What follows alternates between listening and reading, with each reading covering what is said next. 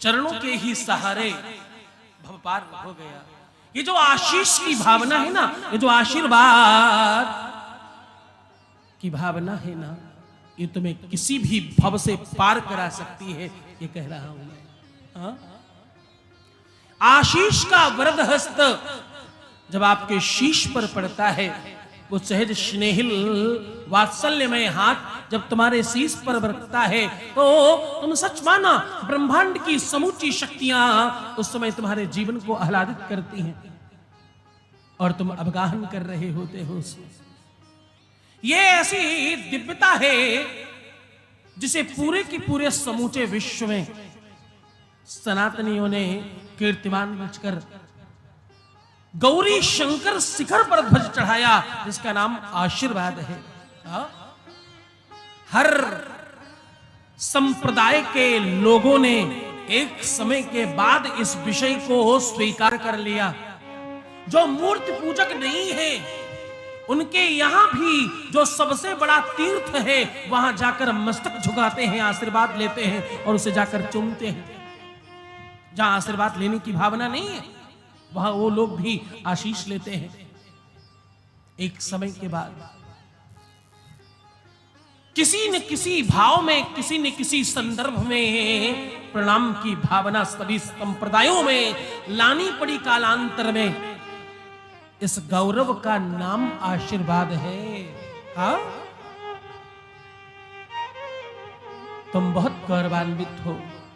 तुम्हारे यहां परंपरा है, छोटे बड़े को प्रणाम करता है। तुम्हारे यहां परंपरा है, हम बुजुर्गों को, संतों को, महंतों को, ब्राह्मणों को, आचार्यों को, सनातनियों को, श्रेष्ठों को प्रणाम करते हैं और आशीष लेते हैं और बहुत आनंदित होते हैं इस बात में, मैंने आशीर्वाद प्रणाम किया है, मैंने आशीर्वाद लिया है। हाँ? सूत जी महाराज कहते हैं, एक संत हुए, इन संत के घर में कोई संतान नहीं है। गौर से सुनना,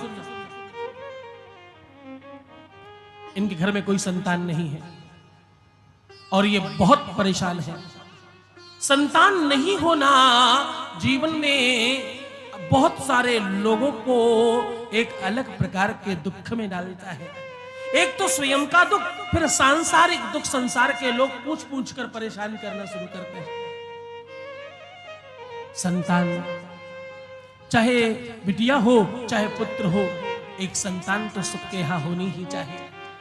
माताएं इस कार्य के लिए, इस मानस के लिए, इस भाव के लिए, इस इच्छा के लिए व्रत उपवास और जाने कितने प्रयास करती हैं। हमें अधिकतर लोग अक्सर पूछते हैं, गुरुदेव मुझे कोई मेरे जानने वाला है, कोई घर में, कोई परिवार में, कोई वंश में, कोई कहीं, जो अभी निश्चिंतान है, शिव चालीसा की वो लाइन ध्यान रखो ना और महादेव का भजन करो, महादेव के चरणों में अनुराग लगाओ। क्या? पुत्र काम की इच्छा होई, निश्चय शिव प्रसाद से होई। क्या? पुत्र काम की इच्छा होई, निश्चय शिव प्रसाद से होई। वो भाव, वो मानस बनाओ तो तुम, भगवान शिव की कृपा से वो सब संभव है। उन संत को किसी ने ऐसी बात समझाई, उन्होंने शिव चालीसा का निरंतर पाठ करना शुरू कर दिया। महादेव प्रसन्न हो गए। महादेव ने कहा कि मैं संतान दे तो सकता हूं, लेकिन 12 वर्षों तक ही तुम्हारे घर संतान रहेगी। संत ने कहा, प्रभु बहुत थे, 12 साल कितना ज्यादा होता है, 12 वर्ष तो पता नहीं हम जीवित रहेंगे भी कि नहीं रहेंगे। मुझे 12 वर्षों का संतान का सुख मिल जाए, मैं इसमें बहुत आनंदित हूं। आप तो कृपा करो, करुणा करो, मेरे घर संतान हो जाए। महादेव ने आशीष दिया। ध्यान समझना, महादेव ने क्या दिया? महादेव ने आशीर्वाद दिया। किसी भी देवी देवता का तुम जब चित्र देखते हो तो वरद हस्त जरूर होता है आशीर्वाद का। हमारे सनातन की सबसे पहली पद्धति है ये। पूजन पाठ के लिए, साधना के लिए, यज्ञादि व्यवस्थाओं के लिए सबसे पहला दर्शन है वरद हस्त, आशीर्वाद। हाँ?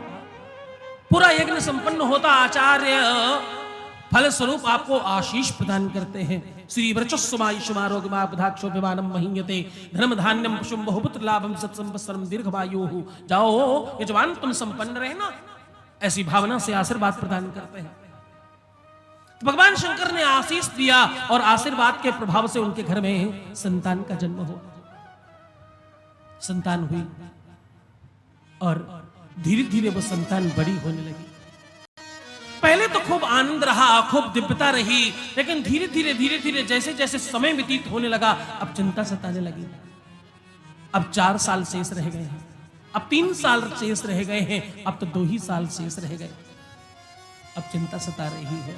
पहले के लोग किसी भी लोक में जा आ सकते थे। वो देव लोक में जाकर नारद से मिले। नारद ने कहा, एक ही युति है इसकी। क्या?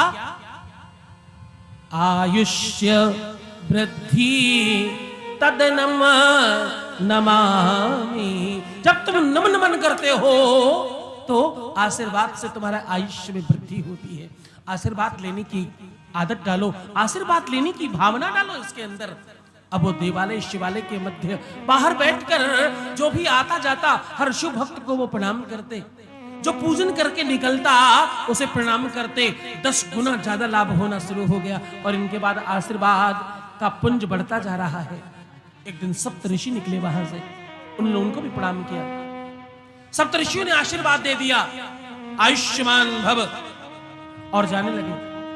जब जाने लगे तो पीछे से ऋषिवर दौड़कर आए, बोले गुरुदेव आप सभी का आशीर्वाद मिथ्या जाने वाला है, क्योंकि इनके पास तो अब 1 साल शेष रह गया है। 1 साल बाद तो ये सुधाम जाएंगे, इनका तो समय हो गया है। सप्तऋषियों को लगा ये तो बहुत गलत हो जाएगा। हर देवी देवता को अपने आशीर्वाद को मिथ्या न जाने पाए, इस बात का हमेशा भय है। सप्तऋषियों को लगा ये तो बहुत गलत हो जाएगा। सप्तऋषियों ने उस बालक को ले जाकर ब्रह्मा जी को प्रणाम कराया। ब्रह्मा जी ने भी कह दिया तथास्तु, आयुष्मान भव। ब्रह्मा जी भी उसी चक्र में अंदर आ गए। अब ब्रह्मा जी और सप्तऋषि मिलकर विष्णु जी को प्रणाम करने गए। विष्णु जी ने भी कह दिया आयुष्मान भव। अब ब्रह्मा विष्णु सप्तऋषि इंद्र वरुण जाने कितने देवी देवताओं का समूह बढ़ता जा रहा है और सब जाकर भगवान शंकर के चरणों में प्रणाम किया। भगवान शंकर आनंद में थे। श्रावण का महीना सोमवार है और चारों तरफ भगवान शंकर की धुन चल रही है और खूब दिव्यता से सब पूजन कर रहे हैं। महादेव ने कहा आयुष्मान भव। जैसे ही ऐसा कहा वैसे मानो लगा सबके अपने अपने संकट छूट गए। अब महादेव जाने, क्योंकि भाभिव मेति सके त्रिपुरारी। क्या? भाभिव मेति सके त्रिपुरारी। भगवान शंकर के अलावा दूसरे किसी में यह क्षमता नहीं है। अब सब निश्चिंत हो गए। अब तो बाबा जाने, बाबा का काम जाने। महादेव को लगा कुछ गड़बड़ है। आते समय सब बड़ा प्रसन्न थे, आते समय सबके चेहरे अलग तरीके से थे, अब बड़े निश्चिंत लग रहे हैं। क्या बात है? विष्णु तुम बताओ। बोले महादेव हमारे जीवन पर एक संकट था, हमारा आशीष मिथ्या जा रहा था। आपने आयुष्मान कहकर उस पर स्तंभ लगा दिया है। अब कुछ नहीं होगा, मुझे पता है, क्योंकि भाभी उमेद सके त्रिपुरारी, आप तो कुछ भी कर सकते हो। बोले हुआ क्या है? बोले जिस बच्चे को आपने आशीर्वाद दिया है आयुष्मान भव, वो बच्चा तो अब 1 साल के बाद उसकी आयु समाप्त हो रही है। हम सबने भी यही आशीर्वाद देकर हम फंस गए थे, पर आपके पास आने के बाद हमारे सारे बंधन मुक्त हो गए। अब तो आप संभालें, आपका काम है। भगवान शंकर मुस्कुराकर बोले नमस्ते रुद्रमन्य बबुतोते कवे नमः। बोले प्रणाम के बाद आशीर्वाद जब मिलता है इसमें ब्रह्म की अपनी इच्छा होती है। भगवान विष्णु ने कहा मेरे लिए तो तुम ही ब्रह्म हो, तुम ही सर्वस्व हो महादेव, तुम ही मेरे लिए परम पिता परमात्मा हो, तुम्हारे अलावा और कोई कुछ नहीं है। महादेव ने कहा आनंद से घर जाओ। अब वो बालक आकर के नित्य महादेव का उपासन करता है, पूजन करता है, नमन करता है, वंदन करता है और भगवान को खूब पूजन करते हैं दिव्यता से।